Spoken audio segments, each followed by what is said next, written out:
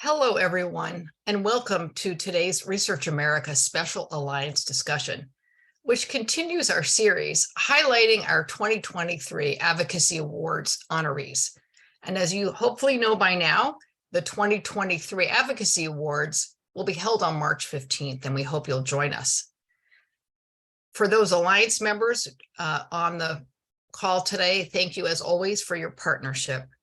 So today we are really excited to be joined by the leaders of the organization receiving the Meeting the Moment for Public Health Award, which is generously supported by Johnson & Johnson. The awardee is Hip Hop Public Health, and we're really pleased to be joined today by its leaders, two of its leaders, Rose Benson, who's the Executive Director and CEO, and Dr. Olajide Williams, the founder and board chair. Before we get started, we have a short video highlighting hip hop's public health's accomplishments.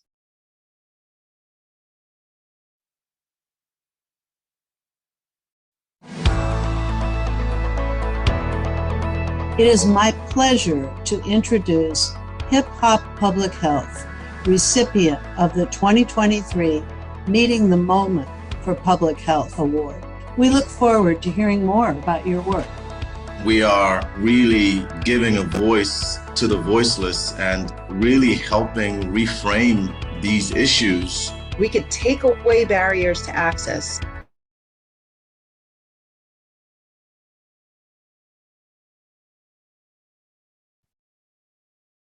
We're having a bit of a technical difficulty. Bear with us, please.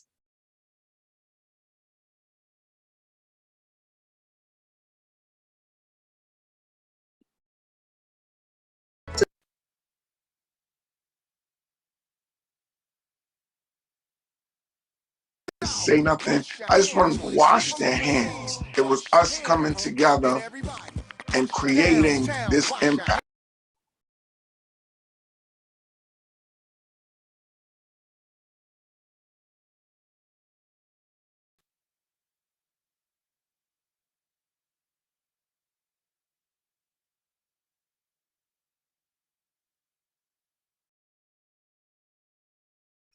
So what we're going to do is we have such a great conversation with the leaders and with Dr. Georges Benjamin. So we'll post this video on our website, and let's go right to the discussion. Our moderator, Dr. Georges Benjamin, is the executive director of the American Public Health Association and a Research America board member. So Georges, I'm going to turn it over to you right now. Hi, Jenny. Thank you very much. This was great. And you know, Lori and Jide, I am so glad to be with you here today. Hip hop public health has really been transformative. The power of music and art and science, to really result in culturally relevant public health interventions that designed to really improve health behavior, to change and really address health equity is extraordinary. So let me just ask the two of you, can you just tell me to start the beginning, what was the impetus for hip hop public health? Thank you so much for that introduction. And it's a really great question because it was all quite serendipitous. I was working as a stroke neurologist. I'm a stroke neurologist.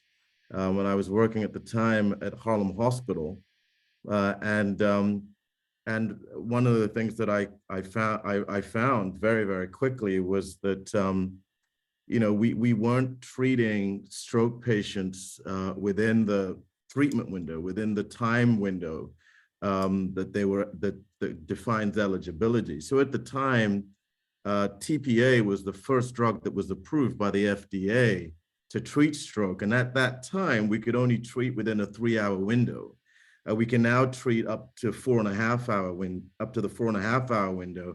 And there are also sophisticated multimodal imaging techniques that can allow us to stratify and identify patients who might even be eligible for out to 24 hours. But that is a tiny, tiny fraction of patients. The majority of patients really should be treated within that within that time window. And we know as a neurologist that time is brain. We lose about 2 million neurons every minute that a stroke is allowed to go on for. And so I was there in the emergency room. We got the stroke center ready. Everyone was prepped and drilled and ready to go and ready to receive our patients. And we were waiting and waiting for these patients to come pouring in so that we can treat them and save their lives, and they weren't coming in. And those that did come in, came in, you know, a day later, 3 days later, a week later, with their disability, with their fixed disability. And so we realized that, you know, we can arm our hospitals with the greatest of all technologies, even those working in Harlem. But if we don't get the message, the right message to the population, then we're just not going to be able to save enough lives. And that was where it was born. And I realized that we needed to figure out a way to communicate the message of the symptoms of stroke, the urgency of those symptoms, the time window within which we can make a huge difference in their lives and get them to activate the emergency medical system. So that's really what drove me from thinking hospital-based to community-based. Wow, that's amazing. Trying to get those clot busting drugs to people early, right? Lori, you know, kids, you know, we always want to get kids involved in this discussion. And we know that if you can get kids, you know, my kids, when I was growing up, had my kids very young, they were always saying, Dad, put on your seatbelt, put on your seatbelt, don't smoke. How do we get kids involved? Yeah, well, first of all, thank you, Georges, for the opportunity to share this work. And I would say I want to take the origin story to the next level. So, like, part of the genius that Jide's, you know, hypothesis included was, you know, how do we get this message to these folks, right? And it was through their children, right? And so, but why would young kids like even be interested in understanding the signs and symptoms of a stroke? But what if we could use music? What if we could use culture? What if we could make health education innovative and fun so that they can connect to these, you know, evidence-based messages, and then be the messengers throughout their families, right? And so, you know, it all started, you know, with the sweet spot of 4th and 5th graders. And it was incredibly profound. And there are so many young people that not just learned, you know, the signs and symptoms of a stroke, but saved family members' lives because they had the agency, they had the confidence, you know, they knew what to do, and it stuck with them.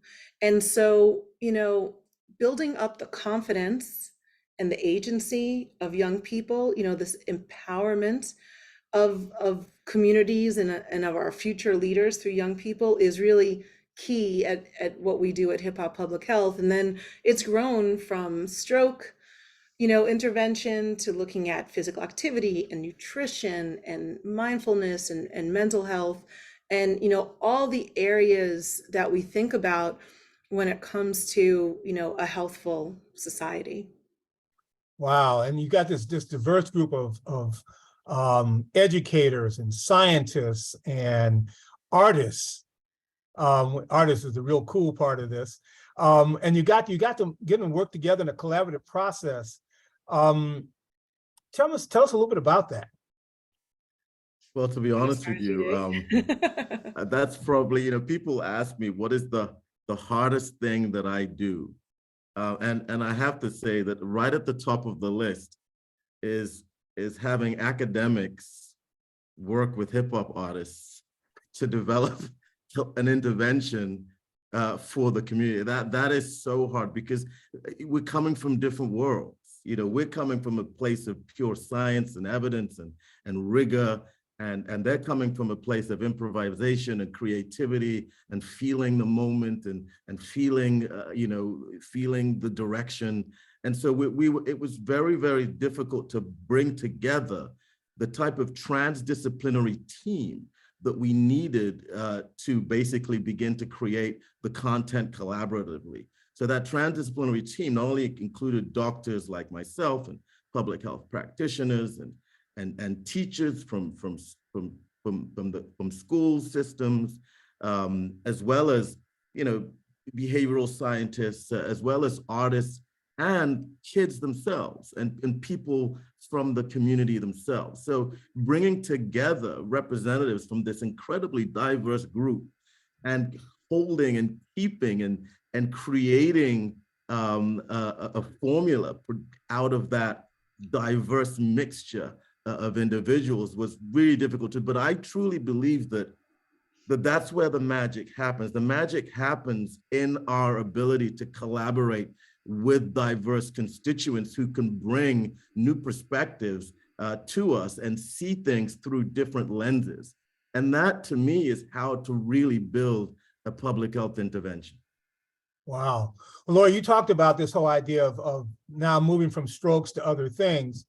How do you keep a sense, the pulse of the community and what's important right now? And, do you get emails from people? Do you have a Dropbox somewhere? How do people get information to you? Well, I'll tell you this, we check our email.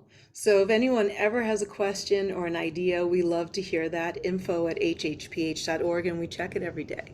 That being said, we look at the data to drive what we want to focus on. We look at what the most relevant public health concerns are. And so, for example, we were never an organization that focused on hand washing or mask wearing or vaccine literacy. And it was clear, March 2020, that we had to, I wouldn't say pivot, but we had to shift our focus to those areas where the community needed it most. And we saw that there was such mis and disinformation, even right from the very beginning. There were huge and huger disparities amongst Black and Brown communities, and information was just not getting to the right people with the right voice and the right message. And so that's where we felt like we had to double down. And then, while Jide is a fantastic behavior change expert and disparities expert and neurologist, we needed to build our bench, right? So we were able to take this model, this multisensory, multi-level health education model approach, but then work with experts in the vaccine literacy space, right? Work with experts in other self-care, hand washing, mask wearing, prevention space, communicable diseases, so that we have the right science, but then we can tailor it through the magic that Jide talked about, with this fun mix of, artists and researchers and educators all together to, to put that back out to the community. So I would say, we're always eager to collaborate with organizations. For example, we collaborated with the American Heart Association right before COVID. And this is the one song that is not an original song. All of our 200 plus resources, all original music. This is one song that's not. We worked with the American Heart Association and SALT, of Salt and Pepper. And can you guess what we did? We took their song, Let's Talk About Sex, and rewrote it to Let's Talk About Salt, and created this educational video around it. And so, doing collaborations like that, we did a collaboration with Stand Up to Cancer about the colorectal cancer screening age dropping down to 45 last year, and Chuck D was the voice of that, and Pete Colon was our voice in Espanol. And so, yeah, we love to do collaborations, and also understanding how we can, focus on what the most pressing public health needs are, particularly for young people and their families. Oh my! So you have over 200 resources. Boy, that's impressive. And Well, any gaps? And they're all well, yes, I would say yes. And there's more people we'd love to work with that I'm sure on this webinar, and everything that we do, George, is we make available to the public for free. We want to take away that barrier to access. We are very excited over the next few years to be focused on looking at a deeper lens through mental health, mitigating toxic stress, building mindfulness resources, sleep resources, healthful relationship resources, screening resources, even just basic things that a lot of people kind of put to the side throughout the pandemic, like getting their annual checkup, getting their annual dentist visit. So if anyone out there is interested in collaborating and wants to learn more, just reach out. What do they do to reach out? I mean, you go to Dr. Google and just put in hip hop public health, or? You could do that. hhph.org is our website. We're on all the socials at hhph.org. And our email is info@hhph.org. That's great. Easy to reach us. Well, there may be some people out there in the audience that may have some questions for us. And certainly while we're teeing that up, Jide, let me ask you just a quick question. I mean, this is, clearly, I'm an ER doc and I got dragged into public health, and you're a neurologist and you got dragged into public health. You're still enjoying it? Yes, I am actually. It's interesting. It's interesting that I get just as much satisfaction from the work I do in public health as I do when I'm actually in the on the stroke unit or in the emergency room. It's and they're equally important, and I'm so glad that you got dragged in too, because you're actually your career is absolutely inspiring, and I think that as many of us as possible who feel the need to connect with communities should look at some of the models that are out there and just do it. Just do it. There's so many people that one can collaborate with now. There's significant funding out there for community-based work, whether it's around social determinants of health or just general health promotion. There are RFAs wherever I turn. I think this is the moment to do it. Very different landscape, very different climate to when I started doing this work 25 years ago. But certainly today, given the issues around structural racism and the increased recognition that these are communities that we really should address more equitably, I think there's just a lot more energy going into this area.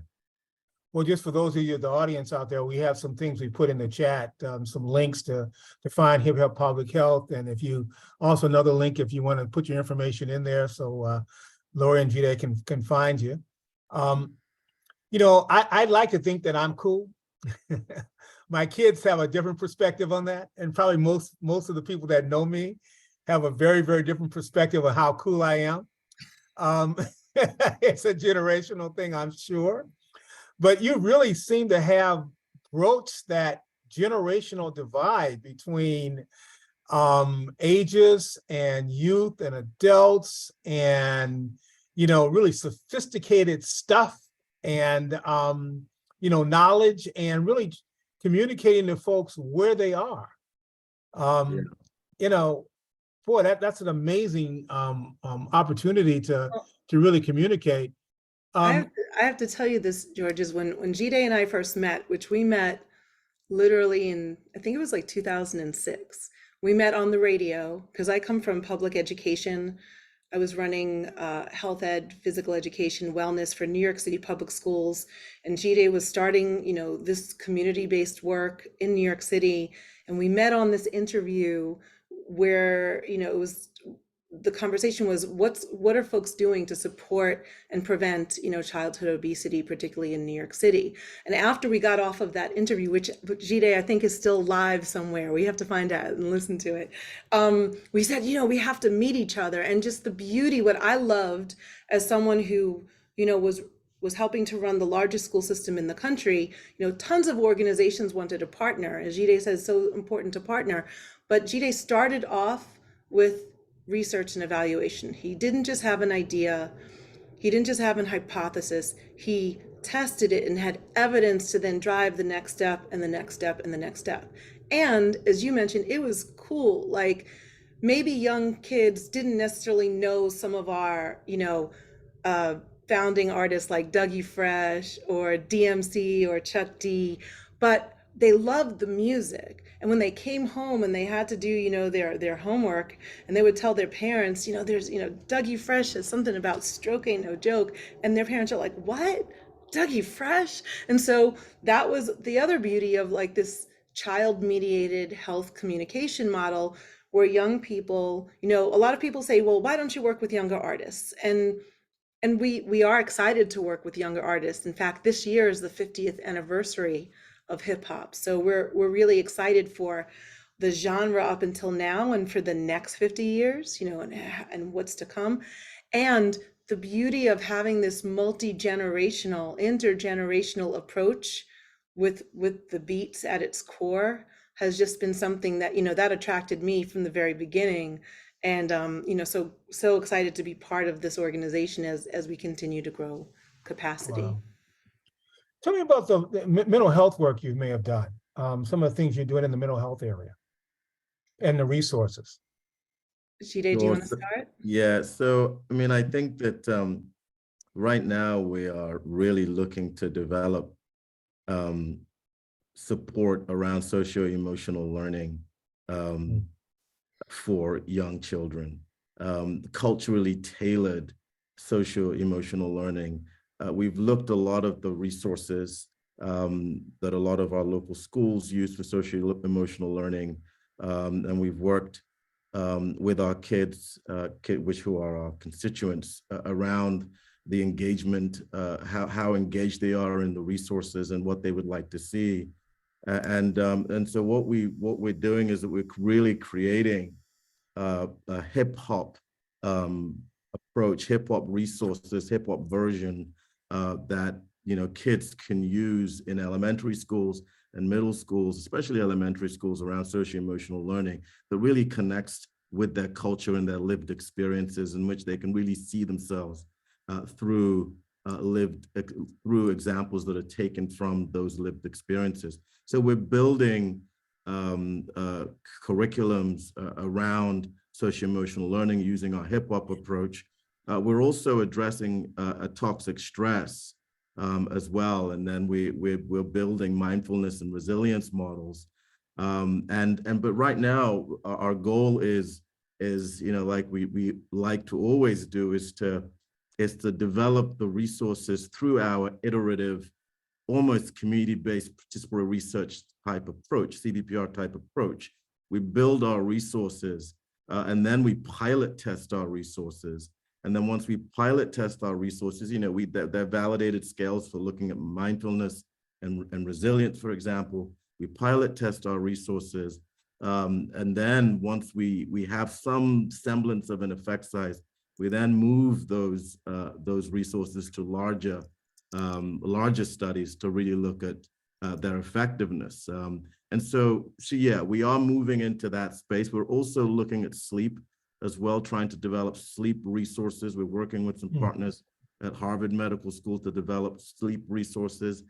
These are resources that the community has been asking for, and resources that we believe, using our process, we can really support the field.